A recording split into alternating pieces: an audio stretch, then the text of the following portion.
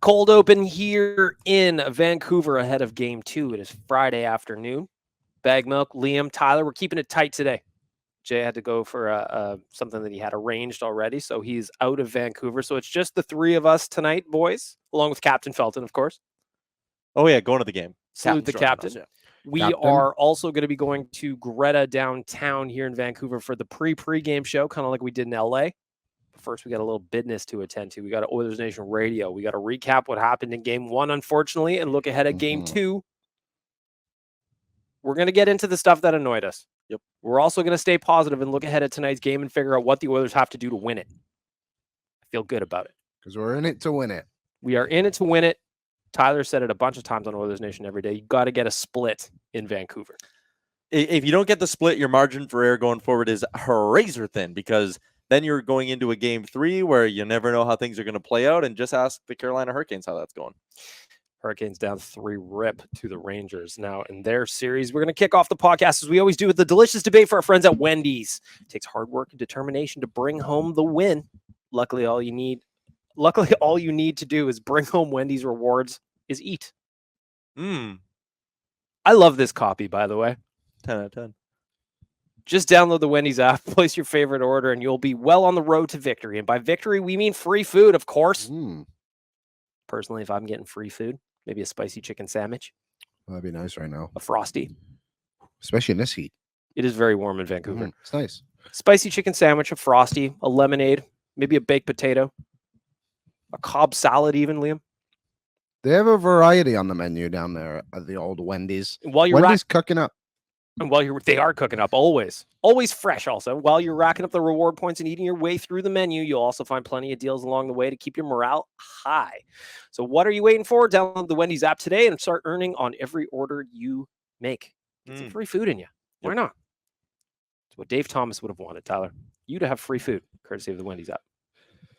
Today's delicious debate. It is a fill in the blank edition of the delicious debate, and it's this. The number one reason to be optimistic about tonight, game 2, is blank. Liam, what do you got? Number one reason to remain optimistic ahead of game 2.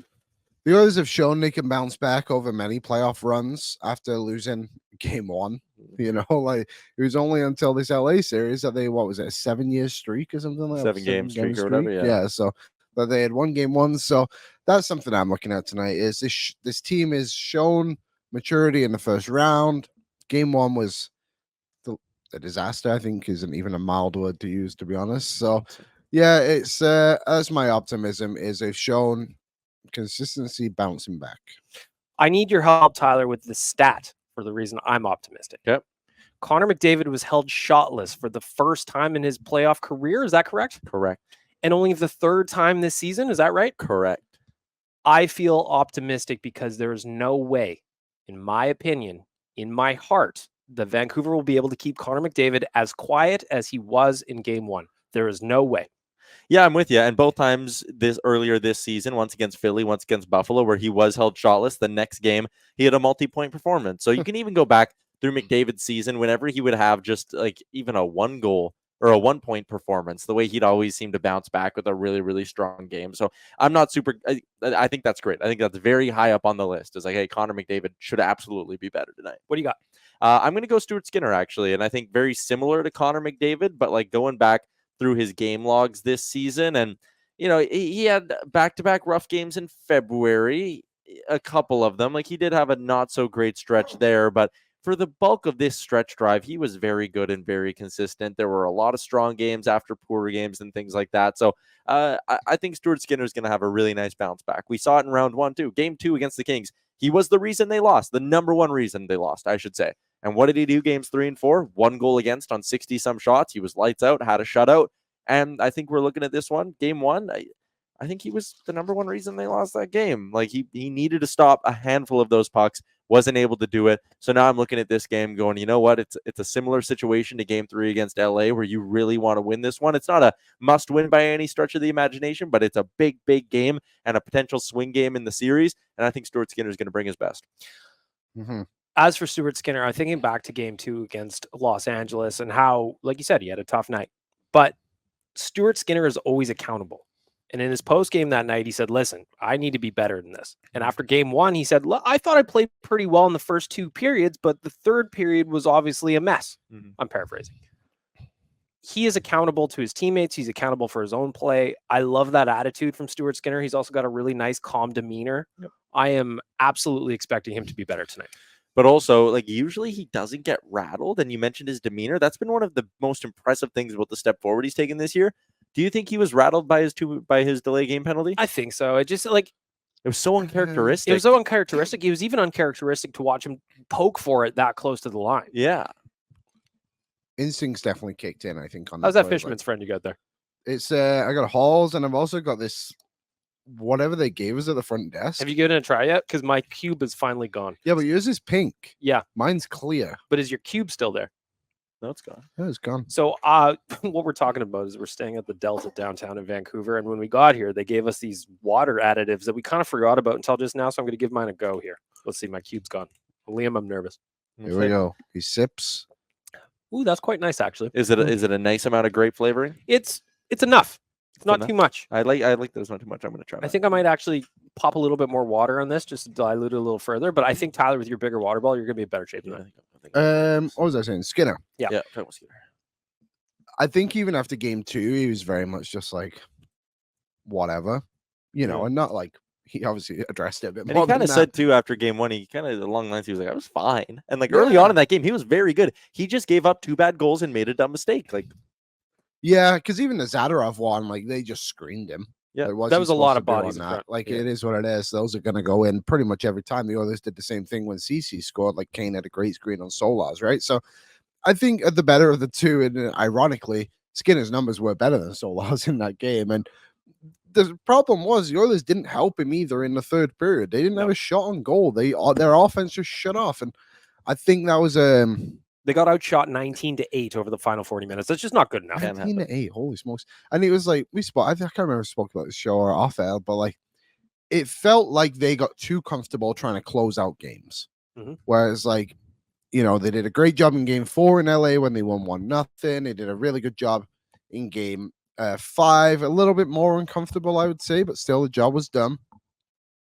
I felt like they tried to do that again, where it's like, okay, eventually you can't just try and just like dump pucks every time, like that. Like you got to bring your offense, because that's what the others are. Like, granted, their defense has been a lot better throughout the season in general, but like you are the offensive Edmonton Oilers. You're not the defensive New Jersey Devils from however long ago, right? Like, you're not don't play like the LA Kings. Or anything. Like there's also the angle that the Canucks just straight up have more skill in their lineup than the Kings do. Oh yeah. So you're playing with fire if that's a strategy. I'd much rather the Oilers push forward. I thought they had a solid first period. Yeah.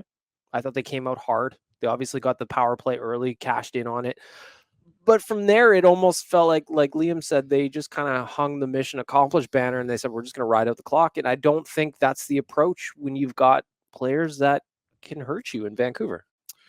Yeah, and the problem was too, like one line really hurt them. And I know we had quads on Owen every day. And he said collectively as a team, they played well defensively, but like offensively, it really was just that Dakota Joshua line and Garland and who's that center, Lindholm, that really lit them up. Like they were the ones who had the big chances. Garland had the breakaway, Dakota Joshua on power play as well, point blank to Skinner. But like the Oilers went 100% on the power play, granted 1 for 1, 100% on the penalty kill. What was it? 4 for 4, 3 for 4 at least, 3 for 3. Yep. There are a lot of positives from that game still. It's just that third period really got away from them. Yep. Fell apart. Because like in the second intermission, we were feeling good about not necessarily the second period probably, but just the Oilers' ability to close it out in the third. And obviously what happened. It is what it is.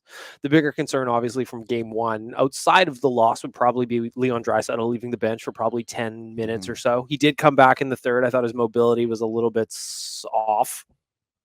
But what did, Tyler, what's your take on what's going on with Leon Draisaitl? According to Chris Knobloch, he will take the warm-ups and is a game decision for game 2. I think he's in. Yeah, I think he's in. When you listen to how he kind of talked after practice or after the skate, he's playing tonight. And we've seen Leon Draisaitl play through presumably something worse than what he's dealing with right now. And we've seen him be effective when doing that too. So it's the playoffs. He'll be fine. Is his mobility going to be affected? Maybe a little bit, but to be fair, skating is not the reason he takes over games when he does, right? So I have no concerns at all about Leon Draisaitl heading into this hockey game tonight. Actually, I think he's going to be fine. Even Leon Draisaitl at 80% can take over a game and be the best player on the ice. So I think Draisaitl, it's going to be fine. I'm really intrigued about the Henrique situation just because we know it's foot, ankle, high ankle, somewhere in there. And he took the optional skate today, and he's going to take warm-ups as well. To me, that doesn't feel like a facade. We're trying to create some sort of smoke and mirrors thing with our lineup to throw off the Canucks. To me, that's like, if he can skate in warm-ups, he's going to be ready to go. I'm really intrigued by that. They're going to have so many players in warm-ups. They will. Because Carrick's also going to skate. They've been doing that. Like Connor Brown was taking warm-ups in round 1. Do they even have enough stalls in the dressing room? Are they pulling in a chair? Yeah, probably. Some layers there's people aren't thinking of. Mm-hmm. Just somebody's got to sit in the hallway, maybe. Somebody, in the coach's room. Remember that picture a long time ago of when Brzgalov had to watch the game out in the hallway? There was no spot for him on the bench. Maybe that's what's going on in the dressing room. I wouldn't be shocked. Or they got a swapsies.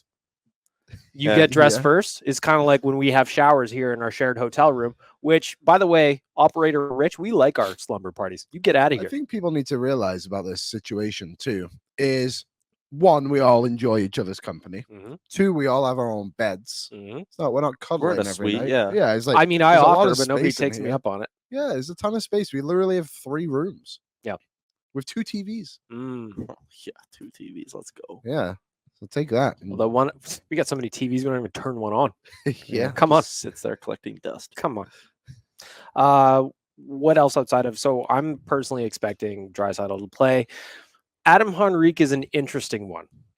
Based on the line combos that we saw at practice, it seems more likely that he will be out rather than in, unless they've got some kind of change that they want to make here that we haven't seen yet. Because lines at practice were Foegele, McDavid, Hyman. So Foegele getting a bump up to the first line, apparently. Or is he the healthy scratch if Henrique's back? Nuge, Gagne, Kane was the second line. Gagne probably a placeholder. Yeah, that's what gives me a lot of optimism. Draisaitl's in. Yeah, I mean, like the plan would never be for Sam Gagne to be the second line center. I'm not saying that, and I don't say that disparagingly against Sam. It's just that's not what they would do. Holloway, McLeod, Perry, that's your third line. Janmark, Ryan, Brown. On the fourth line, though, like Liam said, Sam Carrick is also taking warm-ups, so there's an opportunity potentially that he could be in on the fourth line as well. Yeah, I bet Brown would come out if Carrick comes in. I'm curious what you just said, actually. See, but then as I said it, I was like, there's no way they healthy scratch Foegele over Connor Brown. Like, if Henrique's good, there's no way they're keeping Brown on the fourth line and sitting Foegele. It would be Foegele down the lineup. So do you think they would take Derek Ryan and Brown out tonight? I think it would be unfair to take Derek Ryan out. He's been fine. Yeah, DR's we also have seen, like, again, we're reading a lot into the skate lines from skate yesterday, but Chris Knobloch at points in this playoffs has thrown curveballs out during warmups. Like, the skate line isn't always the lineup they end up going with. Yep. Maybe they're going 13-5. No Cody Ceci. Nobody's doing that, Dallas tried to do it, but they did. What did they do? 12-5, I guess. Yeah. Just decide. Well, so you were doing Oilers Nation every day. Zach Lang was your guest. Mm-hmm. Brought up the 11-7. How'd that go? I think it's an interesting idea if you really don't trust Ceci, which again they shouldn't at this point. We know who he is. We know what he brings to the table. We all watched him in game 1 against the Canucks. It was not good, even though he scored. It was not a good game from him.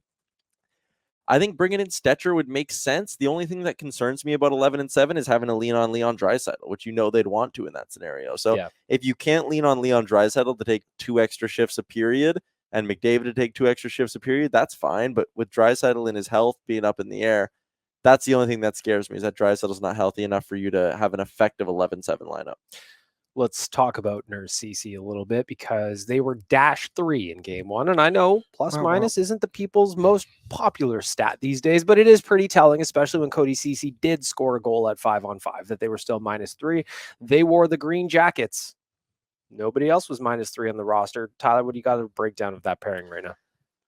It's just so far from being good enough. And we've seen them now for a while not be good enough. And again, all you want out of that pairing is for them to be fine. Just go out there and be fine. you don't need to push the pace. You just got to break even if you're -1, but at least you're taking a hard assignment and freeing up Ekholm and Bouchard. That would be considered passable. But when it's games like that, when you're -3, when there's goals that are a direct result of Darnell Nurse not being able to control his gap, someone losing a guy in front, it's just so frustrating to watch them tonight. And what's equally frustrating is Chris Knoblauch keeps going to him. I think they need to play Kulak and Desharnais a little bit more. And I know Vinny wasn't great early on in that hockey game either, but still, I would like to see less minutes for Nurse and Ceci. I don't think you can trust them with the difficult matchups right now. I think you have a better chance getting good results from Kulak and Desharnais. Liam? Yeah, I mean, I don't have much more to add to it, to be honest. I think that's probably what Tyler said. It's so obvious where the weakness is, and they're just refusing to address it. Like, the obvious answer is to take Ceci out and then see what, I don't know, Vinny and Nurse can do. Heck, even if you want to keep Kulak and Vinny together, just put Nurse and Stetcher together, see what that kind of does too. I don't love that by any means, but I didn't love what happened on Wednesday night either, but they're going to go back to it tonight. Which is weird. Knoblauch's so stubborn in this one. They've all been so stubborn. I know. Every coach that's coached these two has been so stubborn. I would love to know what they see that we don't, because what I saw on Wednesday was Cody Ceci, who's been in this league since 2011, whatever it may be. Looked like he had never played a game of hockey before. Like, looked like he didn't know where to like pick up his man in the defensive zone. Like, you go back and look at that Lindholm goal. Like, Lindholm is wide open in front of that. Nurse is locked up with his guy. I think it was Joshua. And Skinner's just there. And then, like, when the puck goes in, Ceci comes out of nowhere. It's like, well, you're too late, man. Like, it's too far gone. It's happening so often. Like you said, like, they were on the ice for a goal. The goal the Ceci scored, and they were still -3. Yep. Is unacceptable, to be honest. Like, is this not exactly the same as what happened in Vegas last year? Yeah. The Oilers, like, side by side, the Oilers lose game 1 in Vegas, right? Yep. 1 game 2. The whole series, that line of Eichel, Marchessault, and Riley Smith lit him up. Yep. Ceci and Nurse were exposed the entire series. Here we are after game 1. The Oilers lose game 1. They get lit up by one line, and Nurse and Ceci are the culprits again, allowing this one line to dominate them. According to our boy NHL Sid, with Nurse and Ceci on the ice at 5-on-5 in the playoffs, the Oilers have been outscored 3-7, while they improve 11 goals for, 8 against, without the pair on the ice. This is now, I mean, you said it. The same thing happened 2 years ago against Colorado. Colorado also carved in that pair. Yeah, that's right. I think that if I'm doing this off dome, so if I don't get the stat right, I'm pretty sure it was 5-1 that they were outscored in that series, that pairing. I don't get it. Yeah, there's too much of a sample size now to give them the benefit of the doubt. And I think I said to you, BM, when we were drinking our sorrows away after the game 1, that, like, I don't always like those stats that are like, they're on the ice for this many goals, because sometimes it is not their fault. Like, 2 of them in game 1. Exactly. The 2 in game 1. I'm pretty sure they were on the ice when the Kings pulled, that was just 5-5, right? Yep. Okay, so it was 1-1 that was like, with Ceci on the ice, the others are 8 goals down, with him off the ice or 8 goals up or something like that too. And like, one of them would have been a 6-on-5 goal. The Kings got, like, sometimes it is just situational, and the other team is going to have the advantage of scoring. But like, it's been 3 playoff runs. The others have just refused to address it. Like, granted, they've tried, like, the Tanev thing. The rumor was they were pushing hard, and Calgary just said no. Carrier wasn't leaving Nashville. Sean Walker, I'm not fully convinced he would have been much of an upgrade, and doesn't. He would have been an upgrade, but it would have been a big price to pay. Yeah, and it's just like, they did try this deadline. They tried to get Chris 3 Tanev. years. So a lot of people are going to bring up Chris Tanev. It's not like the Oilers didn't try to go get Chris Tanev. Yeah, Calgary literally said no. So they weren't going to take Ceci's money, and and the first wasn't enough to take it. And I think that's unfortunate, but it's just like, I don't know. I don't know what they're supposed to do. If it's bad tonight, do you have any choice? I think that the thing, like, where I know he hasn't played a whole lot with the Oilers, but the thing that I actually would prefer with Troy Stecher over Ceci is he's much better at moving the puck, both with his feet and his passing. Yeah, and I think that's part of it too. Like, what McDavid didn't have a great first game, but the Canucks did a great job of, when the Oilers were trying to break out the puck, just swarming McDavid. They couldn't get the puck to him. And I think one of the things that could spark McDavid is having guys on the blue line who move the puck better. You just said it. Troy Stecher moves the puck better than Cody Ceci. That will help your offense get going. So, you game's easier if you're playing it in the offensive zone, not in your own chasing around the Canucks. A little bit easier. Little bit easier. But I'm feeling good in game 2. Me The too. Oilers have the ability to rebound. Stu has the ability to rebound. You are not going to keep Connor McDavid shotless. Not happening. Mm-hmm. In fact, that leads me to our little bit of betting talk for our friends at Bet365. If you're ready, gentlemen. You ready?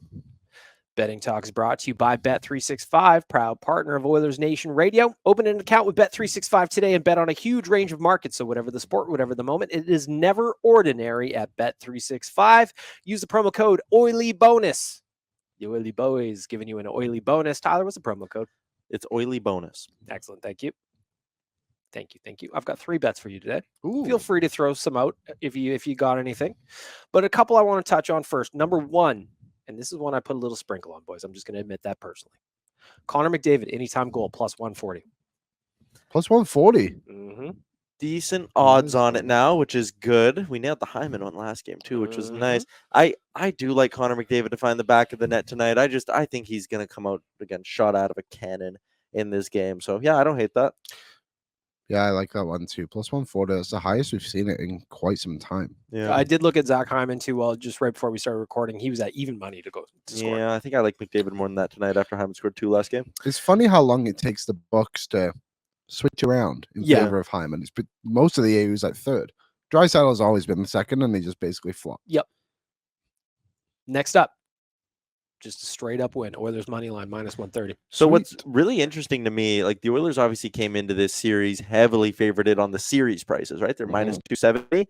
What's interesting is that the Oilers on the money line each of the first 2 games has been minus 130. I'm interested to see how hard it shifts when they get on home ice, but I do like that minus 130 price tag. I think it's not just fair. I think it actually favors the Oilers a little bit. I think they're being a tad undervalued. Liam, what do you think? Oilers money line minus 130. I think I'll be hitting that tonight. Minus 130. That's a good value. That as and a well. McDavid goal. Interesting. My approach here is going to be relatively simple. I know we're going to put something together as a group, but I think the money line is my play tonight. Heavy money line kind of night. If you want to get a little friskier, though, puck line so juicy. Oilers puck line plus 195. That 195. the Oilers have to win by 2 goals or more if you're new. I might climb the ladder. I might do money line, regulation, puck line. All right, I'm in. Small ladder. Yeah, I mean, plus 190. I'm not going to go that extreme, to be honest. I do think tonight will be a tight one again, so I'm just going to stick with my money line. But I like the value there. The value there is there. Is there anything that you guys were looking at when you were looking at Bet365 using the promo code Oily Bonus? I like the Zach Hyman shot prop again. I hit that last game. It was solid. So I might go back to that point also.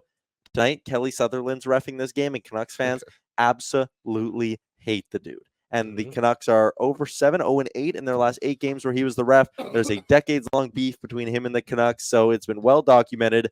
I kind of like the approach tonight of you got Bouchard plus 125 power play point, Draisaitl plus 100, Hyman plus 160, McDavid's minus 160, and then Nuge just plus 190. I kind of like just taking all 5 of those and doing the old bet on them all. If they score 2 power play goals, you might hit them all. If they score 1 power play goal, you're going to make profit. I kind of like spraying the board on the power play points. Liam, anything you're looking at? The power play points are a good one. I do like the power play points. I think the funny thing about the Kelly Sutherland stuff too is how far back it goes and how much they've come.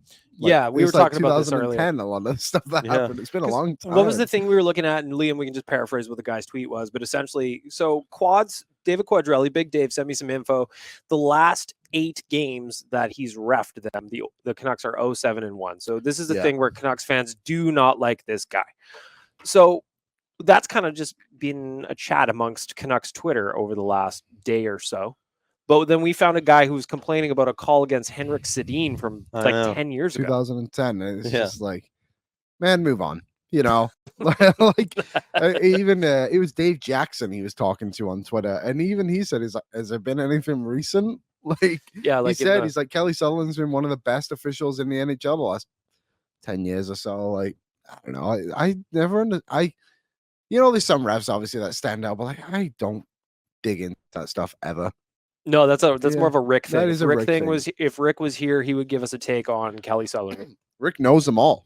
He knows them all. Oh yeah, he knows how they all do against the Oilers. He hates Graham Skilleter. He hates Kazari.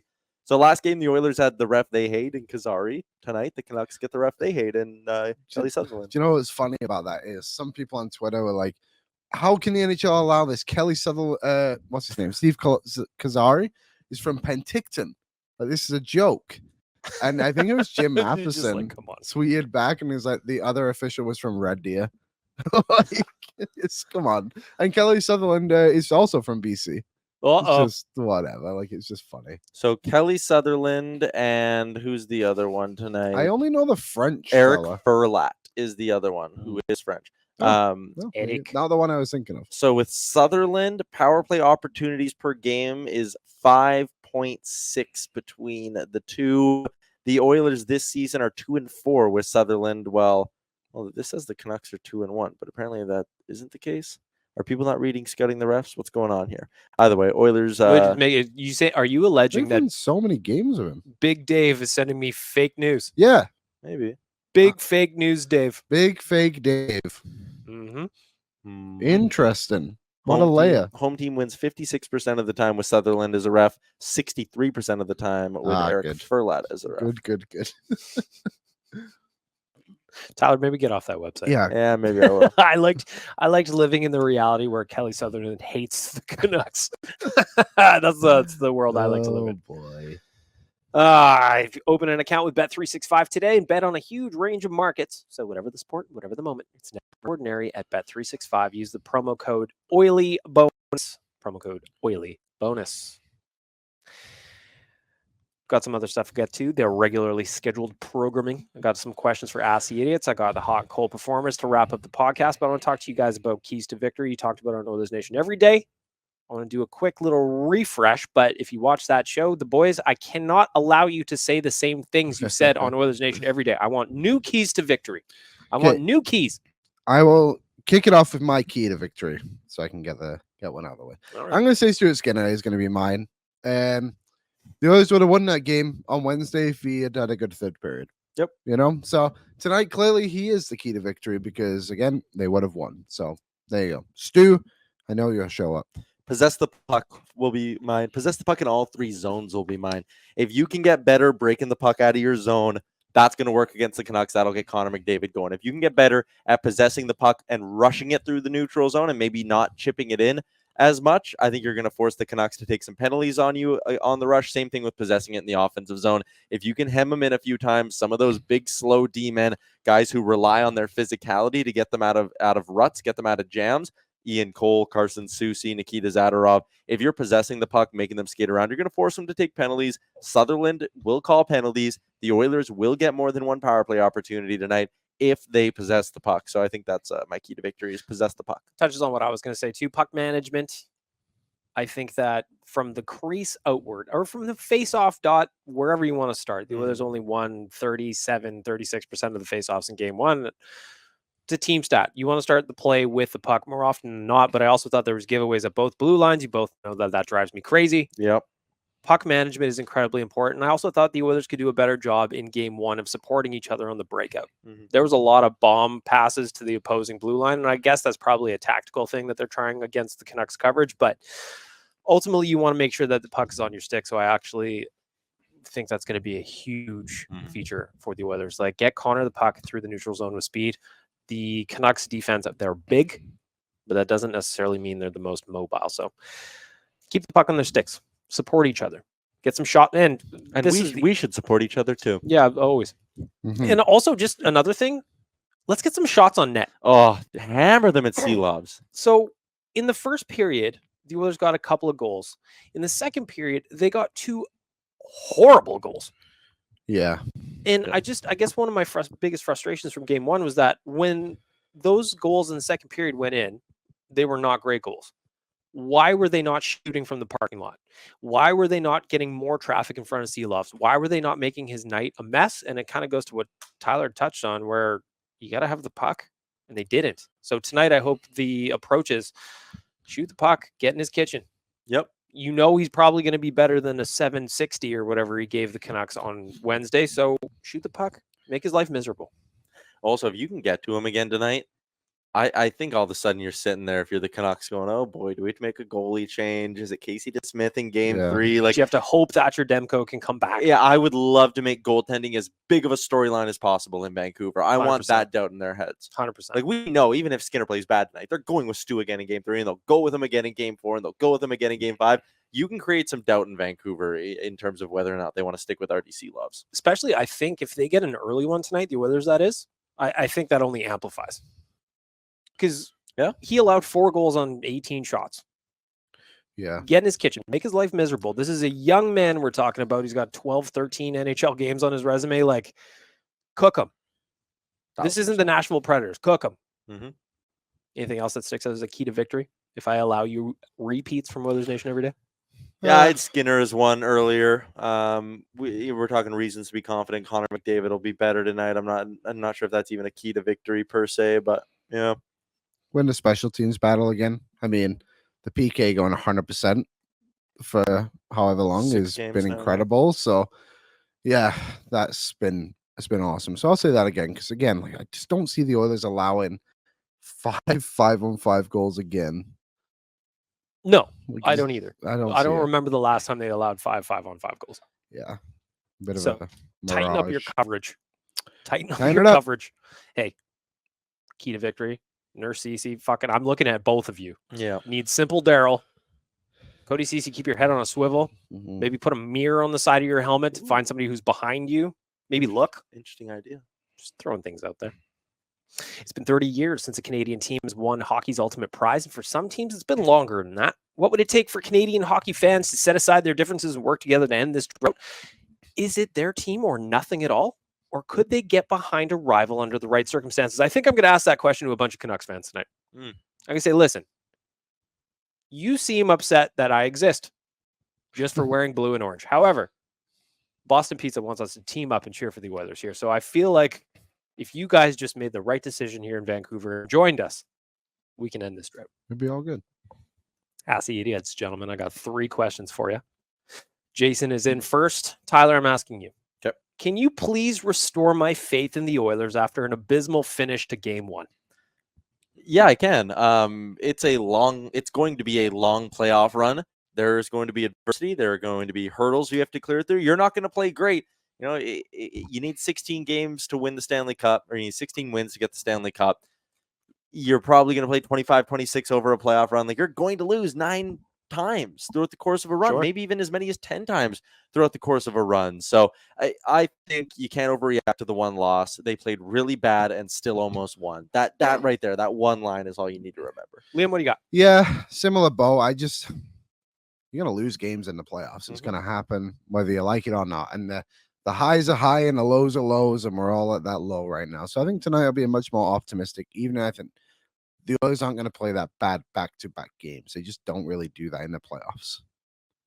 For me, I would say the Oilers' ability to rebound this season, especially since Chris Knoblauch took over, has been exceptional. And I have every reason to believe that they're going to play better in game 2 than they did in game 1. Yeah. I just believe in this team. I believe in the skill on the team. I'm not down on them after a loss. And like Tyler said, nobody's ever had a 16-0 run to the Stanley Cup. There's going to be speed bumps along the way. Yeah. Got it? Totally. Excellent. Electronic Jordan just wants to ask, can I get a status update on everyone's playoff beards? I shave. I don't do this game. I shave. I can't grow facial hair. Yeah, I also just you got the mustache. I just have the mustache. I trim it. Yeah, keep it clean. Sides are gone. Saw a picture of big patch. Saw a picture of Dan. He's got a little scruffle going. Yeah, Dan's good. Rick's good too. Rick, I mean, that thing comes in full and thick. When I met Rick originally, he had a James Harden type beard. Yeah, he had a real thick and long beard. Yeah, so that was when I first met him. I wish that we could get him to maybe do like some of the braids in it, you know? Maybe add some elastics to pinch it around. A new look for Rick. We need some length though. Last question, ask the idiots for Boston Pizza. This one comes in from Shane. It's kind of like a in aggregate kind of question. Okay. I've wondered if you take the 2 signings we did with former Leafs, the best contract in the NHL was Zach Hyman, and the worst contract, in my opinion, with Jack Campbell, and put it together as one big contract. How do you feel when you look at it and see that for 6 years, you got both for 10.5? I would not give up Zach Hyman for the world, but at the same time, 50-goal guy, that is unbelievable. Yep. If he was a UFA this summer, he probably signs shorter term, but like an $8 million ticket somewhere, because someone would just love to have that finishing ability. Yep. I still think Hyman and Campbell aren't worth $10 million. Yeah, sorry. Is that what they're asking? Yeah, so like in aggregate, the 10.5 for both of them, is that Yeah. is that a fair value? No. No, I don't think Jack it is. Campbell's worth league minimum. Yeah, And Hyman's maybe worth 7 to 8. probably combined. Yeah, you're about $1.5 million off at the least. The least. I mean, from my perspective, I mean, Campbell hasn't played in the NHL since what, November or December? So October, maybe. So that makes Zach Hyman a $10.5 million player. And while I would love him to have it, I feel like he deserves it. He's an author. He's a gentleman. He's a 50-goal scorer. Yeah. He doesn't make that much. So I don't think it is in aggregate a good deal, those two. No. No, sadly, no. I like the thinking though, because we've done that a lot with like, oh well, Skinner and Campbell are only $8 million together. It's like, yeah. Yeah, but in the cap area, you need clear wins on the book Yeah. at certain points. And Yeah. when you do that, the Oilers' mistakes have offset a lot of their clear wins. Yeah, we talked about the second pairing, how they're playing more like a third pairing. Campbell, Brown, and Hyman. We got a second pairing that's playing like a third pairing, getting paid like a first pairing. What's going on? What's the deal with that? You've been watching Seinfeld. That's all we got for Ask the Idiots. If you want to get in on the segment for our friends at Boston Pizzas, just slide on into me DMs, because the boys don't see these ahead of time. They just give you your first take. That's it. First take boys here. So slide on in my DM. Send me some Ask the Idiots questions. You can also send me mailbag questions there. Looking ahead at tonight, what are we expecting? So Wednesday in Rogers Arena was spicy. Mm-hmm. It is Friday in Vancouver. It is a beautiful day in Vancouver. I'm thinking that tonight is going to be a drunk fest. Yes. Tonight's going to be worse than game one. In game one, we dealt with some shit, which again is fine for the most part. We saw another Oilers fan in a Brian Marchment jersey. He had a Canucks fan all over him, and this guy was literally like, I don't have a problem with you, man. Like, leave me alone. And this dude was in his face. So again, there's bad apples in every fan base. I'm not trying to paint with a broad brush here or anything like that, but tonight's gonna be bad. Like, win or lose, as much as I have the utmost pride in the Edmonton Oilers, and you talked about this before, it might be like a come back to the hotel, take off the jerseys, then go grab our post-game beer. I think that's the good strategy for it. So to give further context to that, when we left the arena on Wednesday night, just every car driving by, every dude walking by, everyone on a bicycle, they were all screaming at us. Yeah, and it sucked. To be fair, like, I felt like once we left the rink, I didn't feel, what's the word? When in the rink, I felt like everyone wanted to kick the bejeebies out of us. Yeah. But when we were out the rink, it was more fun in game a little bit too. But like, people weren't afraid to like let you know what they were thinking, and it's starting to piss me off a little bit, if I have to be honest. And I just don't want to experience that again. And tonight, I think it's going to be way worse, win or lose, like you said. So, especially, like, it might be worse if the Oilers win tonight for us, to be honest. But then Canucks fans will be pissed. I don't know. I will not be saying anything to anybody. Like, when we were in LA and we were winning, I don't think any of us said anything to anyone. Actually, one thing, I didn't bring this up on any other shows. When we were walking down to warm-ups, I was talking to Captain Felton, and I turned around to talk to him. And as I turned back around, a gentleman walking towards me, like, bumped me like in my chest, and I literally like bounced into the wall because it was like unexpected.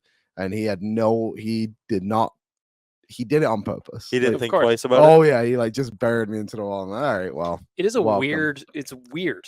I just don't get it. Like the team's gonna win or lose regardless of how you act as a fan, and I feel like people don't get that. Yeah, and I love the Oilers, and I hate certain teams. But if you have a jersey on, to me, it's whatever. Like, you're just a fan cheering along, like screaming in someone's face and stuff like that. I just think it's so unnecessary. But hey, as long as whatever, I don't know. Friendly chirps are fine. Yeah, like I'll take 'em. I noticed actually down to our left there was an Oilers fan. I think he was with his girlfriend or whoever he was with. And he was fans in front of him, and they were just all laughing and joking, like the Yeah. Canucks fans too. And it's just like, that's fun. That's fine. Like, that's encouraging. Like I said, we had good Like, fans in LA. You've you had don't- good experiences in Vegas too, but it's just like, You didn't like the guy that screamed literally in our faces? no. And then the guy who tapped me on the shoulder and said, dude, it's not that deep. I was like, I haven't Your done buddy anything. is his buddy was the one leaning over the railing, screaming at us, and then he'd go, Yeah. "Guys, it's not that deep. It's not that deep." And it was like, "Oh, we're aware of that. Yeah, we're not we're doing good." shit." When the Oilers scored, we just high five each other. Like that was it. Fuck, Yeah. some people are so stupid. A lot going on. I just, if you're out and about, just have fun. Hey, Yeah. and you know what? If you're listening to this back in Edmonton, you're going to the games, cheer loud, scream. Yeah. Don't be a dick. Yeah. That's it. That's it. I mean, there's a reason why Vancouver's not allowed to have watch parties. Are they not? No. Oh, wow. Well, there you go. Like, it is what it is. Yep. Tyler, we are going to start hot and cold performers. We're going to welcome great clips to the show with more than 4,400 hair salons throughout the United States and Canada. I've been to most of those, by the way. I think I've got about 15, 20 left to do. I like to get my hair cut every 6.5 days. Generally speaking, I always go to Great Clips. Great Clips is the world's largest hair salon brand and official hair salon of the NHL. Salons are locally owned and operated, open 7 days a week. Your time is valuable. Use the Great Clips check-in app. See the wait times, check in on your phone, and get your haircut when you want to do it. For more information, check out greatclips.com. Great Clips. It's going to be great. As we do every day, we start with our veggies in hot and cold performance. Liam, I want your cold performer brought to you by Great Clips. My cold performer of the week is, I don't know, I'll just give it to the Canucks fans that were losers. It's an easy way out. And that's it. Oh, that's cold. I was going to say the same thing. Yeah, it's just, I was just I going to. don't know. I can take it, and maybe it seems like we're crying about it to some people, but it's just like, it's just annoying. All I'll Like- say is if I recorded some of the things being yelled at and posted it on social media, probably wouldn't have gone well. No, it would have been a black eye for Canucks fans. That is for sure. So you can do the math in your own head on that one. So I'm going to go Burr. Yep. Yeah, I'll just go 3 for 3 on that one. I really don't think we've had anything else negative about our week. No, it's been great. Everything's been great. It's a Vancouver's beautiful been city. awesome. I love Vancouver. I love Vancouver too. It's one of my favorite places in the world. Like yesterday, we went to the pitch and putt at Stanley Park. Oh, my cold performer is me for not beating Jay in the Dylan Holloway jersey. Yeah. set. If you missed it, go check out the Nation's Twitter account from yesterday. I was doing hole by hole updates. Long story short, we got our LA bet in, but we had to wait until we were in Vancouver at the pitch and putt at Stanley Park. Yeah. One other thing. This, I guess, is a cold performer from earlier in the week, but whatever. We saw the Jack Campbell kid. Oh, yeah, we saw the Jack Campbell kid when we were having our lunch the other day. Yeah, they were all decked out in Canucks gear. To their credit, they're not hiding. No, why would you? Yeah, but we saw the fuck Jack Campbell kid. Put your jerseys on. Rock them. Just don't be a dick. I think it was pretty easy. Yeah. Flip the ledger for great clips. Hot performer of the week. I'm going to start. Sales guy Jared farts like a man. He could have been my cold performer, actually. I've never heard anything like it. It was bassy. I thought we were going to have to evacuate the building. It was vibrant. And it woke me up from a dead sleep at 5 a.m. It woke all of us up. That is Special moment. outstanding performance. Outstanding performance by sales guy Jared. I also like that he was trying to cuddle Jay. 2 hot performers for sales guy Jared. Shout out to him. I love him very much. By the way, Jared, if you hear this clip, I love you very much. It's getting hot in here. It is. It was. I'll go next. Captain Felton for hosting us for a nice little barbecue. that That was in, fantastic. what's that spot? Kitsilano Beach. Kitsilano Beach. It was packed. I couldn't believe how many people were there. But It's a he crazy bought beach. the burgers, brought the grill, brought a couple beers to golf. We had a great Yeah. night with Captain Felton, and also just another shout out to all the fans or nation citizens we met. Yeah, we met a Joel bunch. is someone who consumes a ton of our content. I recognize him from the YouTube chat. He was a beauty to hang out with and have a beer before the game. Banjo guy's here. He's always fun to chill with. So all the nation citizens, Oilers fans we met, you're all my hot performers of the week. Just to add in on that, also a bunch of nation citizens that we met down in LA who are also here for these games. Dave, who we hooked up with the jersey. He's in Yep. Vancouver. Yeah, he bought us around. Yeah, he bought us around a beer. That Shout was out very Dave. nice of him. My hot performer of the week, because I feel bad that I forgot to mention this to him, and I didn't realize until after the show on Tuesday. Our co-host Dan ran a half marathon last weekend. You did, yeah. So I just want to give a shout out to Dan for doing it. I believe that's the second one he's ran now. I think this is the first full half marathon. First full half? Okay. Because what is that? That's 26? Yes, I believe so. Whatever it is, fantastic accomplishment. I can barely run to my bed sometimes. So to run a half marathon is crazy. So shout out to Dan for starting and finishing a half marathon. It is pretty amazing that Dan is half the human being he was not that long ago. Yeah.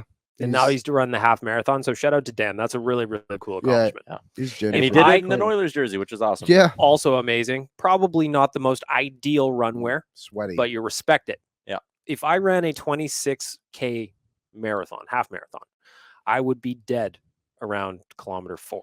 Mm-hmm. I would have a long, long walk to go, or Liam, you'd have to find a wagon and pull me the rest of the way. And then someone would have to find a wagon to then pull me later on. Yep. Captain Felton, you're going to need to figure out 2 wagons. Yeah. And maybe you're going to be the one pulling us. Tyler, you're going to need supervised. Mm-hmm. Any other hot or cold performers, gentlemen, as we go into game 2, Friday night, Rogers Arena, Vancouver, British Columbia. The weather. Yeah, weather's been great. It is amazing outside. The beer we're about to go have. I'm excited for lunch. I'm getting hungry. I'm hungry. I'm kind of over this thing too. Yeah, no, honorary cold performer to the purple thing. Mine was lime. Well, how was it? It was good actually. Mine tastes. The more I drink it, I was like into it at first, but now it tastes like soap to me. Yeah. Anyway, I appreciate the service here at the Delta as well. They're very, very nice. They salute you almost when you walk in. Yeah. Not really salute, but they give you pleasantries. I always appreciate that. Lastly, you know how we wrap up this podcast. We got a big game coming up tonight. It is a game 2, not a must win, but you got to get the split in Vancouver. Tyler, what is your score prediction for game 2? 5-2 Oilers. Similar trend. They'll be up 4-2, and then they'll bury an empty netter. 4-2 Oilers. Let's go, Liam. I think 3-1 Oilers. Ooh, nice tight. Nice. Keep it tight. You taking the under? Bet 365? No, I would never ever bet an under. Life's too short to take. Yeah, I can't do that. Any final words, Tyler, before we wrap it up? No, I think it's going to be a good night tonight in Van for us. Enjoy the game, everybody. Enjoy your weekend. We will talk to you on Tuesday.